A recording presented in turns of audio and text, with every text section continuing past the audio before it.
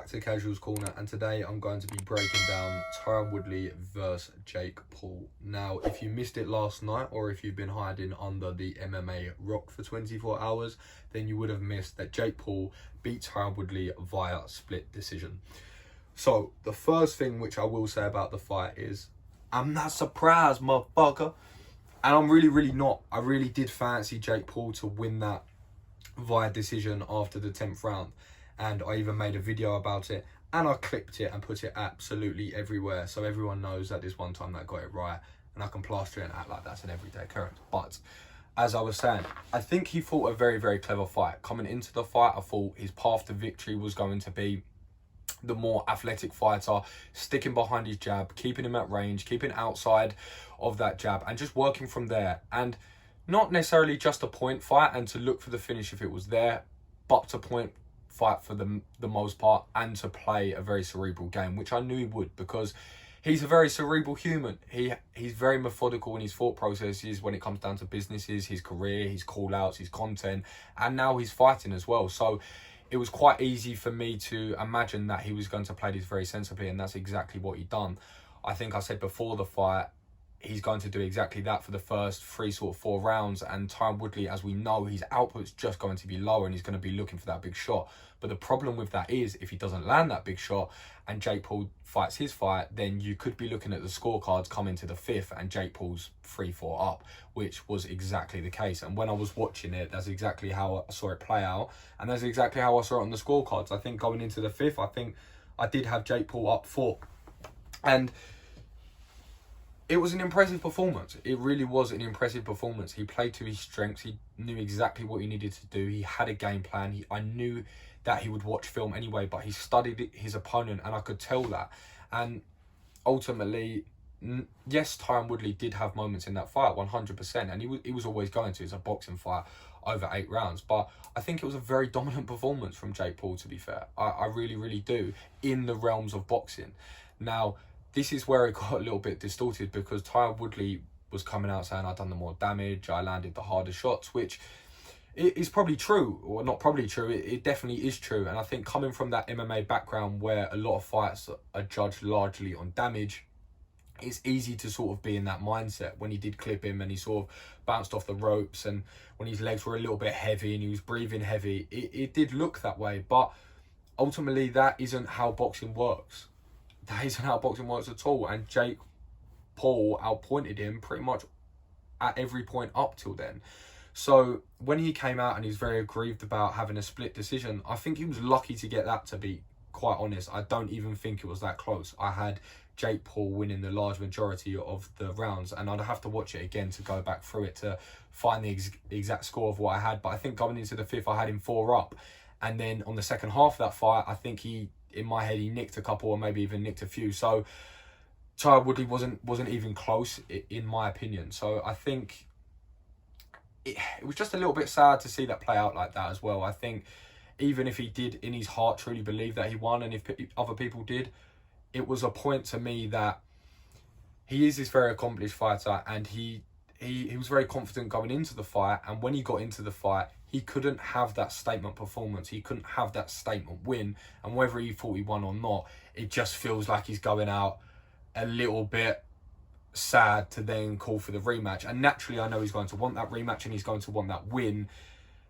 But I don't know. It just left a weird taste in my mouth. It just felt weird coming from the peak of the mountain in the welterweight division, fighting the who's who of the absolute killers, and then standing on Showtime TV sort of calling for a rematch with Jake Paul because he just lost. So I don't know, it left a little bit of a sour taste in my mouth. But in terms of Tyron Woodley's performance, I think it was of course it was largely down to him of why he lost, but he just couldn't make the adjustments throughout the fight. We knew he was going to load up that right hand. We knew that was where he was going to win the fight. Of course, that's absolutely fine. But after those first couple of rounds, and you've got to sort of then realise, okay, I'm down on points here. And he was still trying to let that right hand go. He was still counter-boxing. He was still counter-striking, which wasn't really paying dividends, because Jake Paul, like I said, was keeping it at the end of his range. He threw a couple of nice combinations. He wasn't necessarily hurting Tyron Woodley. I don't think he threw some nice shots to the body, but like I said, he was very well conditioned coming into the fight, and I don't think he hurt him. But he was going to his game plan, and Tyron Woodley did not make the adjustments for that. That's fine to have that feeling out process in the first couple of rounds, but after that, he didn't work behind anything. Every time he did throw that jab, it landed, and it was really nice, but he didn't set any of his shots up with that. He'd throw it out sporadically, and it was confusing why he didn't base more off of that and then look to throw combinations and look to base his attacks off of that, because like I said, he was counter striking for the large majority of it. And obviously, he's not going to win that war. You're against someone that's taller, that's rangier. And I think he respected his power a little bit too much. I wouldn't say he was gun shy, but I think that he was just a little bit sceptical to walk into range. Now, I think if Tyron Woodley were to win that fight, he closes the distance better. He cuts off the ring for Jake Paul. He doesn't let him dance about. He keeps it gritty. He keeps it on the inside. And he makes it difficult for him. He makes it work. Like I said, you had a look at his conditioning. He was fresh. Tyron Woodley was barely breathing out his mouth throughout rounds. And his output was still a lot lower than it could have been, and his boxing was a lot less than it still could have been. And like I said, he should have then made those adjustments mid-fire and looked to cut off the ring for him. We saw Jake Paul dancing around, getting a lot of time, getting a lot of space, playing with that jab and bouncing straight out of range again. But he shouldn't have done that. He should have cut off those angles, cut off those corners, keep him boxed in, keep it dirty, keep it heavy, keep the fight a fight. And that's where Tyron Woodley was going to win that. It wasn't necessarily boxing, because I thought that Jake Paul would be the better boxer.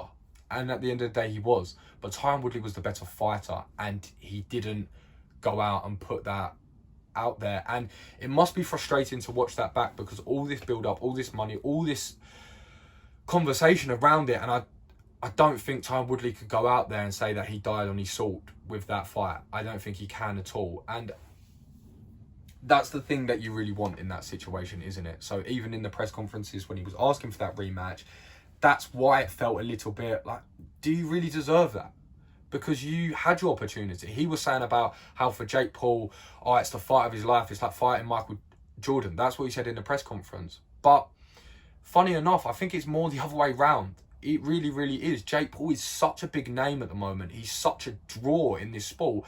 And Tyron Woodley wanted to start a boxing career, and he needed to go through Jake Paul to do that. So when Tyron Woodley was saying about, he doesn't have kids, he doesn't have commitment and whatnot, they just sound a lot like excuses to me. We knew that going into the fight. I knew he was going to be dedicated, and I knew he was going to work hard. But that was on Tyron Woodley to overcome that, and he didn't. And he didn't make those adjustments, and it felt like he was just making excuses. He was basically saying, he's Super Bowl, and he put everything into this fight. But I would completely argue that, because it was his cup final last time against Ben Askren. It was his cup final before that. Do you know what I mean? Every single time that he has that fight, it's the be-all and end-all for Jake Paul, because he's going out there to prove to so many millions of people and so many naysayers that he's a legit competitor and he's a legit boxer. So he comes with that fight every single time. And this was on Tyron Woodley to spin it round. And this was his cup final. By saying that, he already told me that he was too complacent in that fight, because this is his cup final. Was he not coming into it with full commitment? Because that was the big thing for me before the fight happened. I was thinking, where is Tyron Woodley's head at? And coincidentally, I found out that he'd been recording or shooting music videos or music throughout the camp. So when I heard that, I favoured Jake Paul even more. Because I knew that was going to play a massive factor. So I don't think that rematch should be there for Tyron Woodley personally. I don't think he was convincing enough. I think even if some people felt it was close, I don't even think he died on his sword on that fight. So what are we going to say? Actually, you didn't do your best, so here's another go until you beat him. Not really. That's like playing double or quits until you win. And that really isn't how this game goes. And I think Jake Paul's well within his rights to decline that. And I think at the end of the fight, when Tyron Woodley asked for that rematch, I think Jake Paul felt in himself, he was so confident that he won, and he was so confident that was a chapter done and dusted, he was a bit sort of taken off guard and didn't really know what to say and didn't have anything pre-made. But I think he's well within his rights to decline that fight. So it was very, very interesting. I loved it. I'm not ashamed to say how nervous I actually was watching that fight, which was incredible. But it goes to show, because I've never really known who Jake Paul was until very, very recently. I've never watched any of his content, and he gets a lot of hate.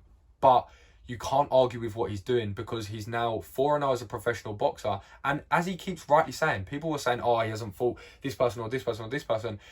He knows his own ability. He's a very clever boy and he knows his own ability. And it's not to say he goes into fights knowing 1000% he's going to win. He knows there's going to be a challenge every time, but he's confident in his own ability at that level. And every single time he's leveled it up. Every single time. When he fought Nate Robinson, people then said, he first fought that YouTuber, I can't remember his name, and then people said, oh, he's not athletic enough. So he then fought an NFL guy who's obviously one of the 0.1% athletes. And then people were like, oh, he's not an actual fighter. So then he went on to Ben Askren, who, yes, he doesn't have the best striking, but he is a champion in his own regard. And again, an ex-UFC athlete. And then people were saying, oh, he doesn't have good enough hands. Okay, what do you want me to do? I'll fight Tyron Woodley, an ex-5-time champion in the welterweight division, known for his knockout power. Now, say what you like, but he's leveling up his opponents every single time and winning. And as he rightly pointed out, what person do you know 4 fights into their boxing career who has a full 8-round fight, 8-round war with an ex-champion? Absolutely no one. That's why we see those records at boxing where it's like 32-0, because they don't fight anyone near their ability for such a long time. And Jake Paul has actually come out and done that. So you can't give anything but props to him, because he is a professional fighter. He does train, he does put the work in, and we're seeing the sort of fruits of his labour now. So I think there's going to be a lot of haters and a lot of doubters online, but there isn't a lot you can sort of say to that at all. He's, like I said, he's stepping up the level of competition every time, and he's proving himself every time. So sky's the limit for him, really. And I'm interested to see where he goes in there next. And that sort of brings it back to Tommy Fury. And if we have a look at Tommy Fury, who's 6-0 as a professional fighter, not a lot of conversation about him. He was fighting an MMA guy who hadn't had a lot of MMA fights and only had 1 boxing fight, which he lost. So he was extremely green. And Tommy Fury's from one of the most famous boxing families in the world, and 6-0 as a professional boxer at the same age, and who has been doing this a lot longer than Jake Paul has, who's been doing it for 3 years. So that goes to show you that maybe he's not fighting the elite of the elite boxers, but for his level, he is fighting better ability guys than anyone with that record, for sure. So let me know what you thought about the fight in the comments. Let me know who you thought won. And as always, you know the drill. If you like the content, please drop me a like and a subscribe. It really helps me to grow my channel and continue bringing you the content and loving what I do. And drop us a follow on Instagram and TikTok as well, because daily MMA content. And if you're a fan, who doesn't want that? So as always, you know the drill. Hit those buttons and enjoy it. I'll catch you next time.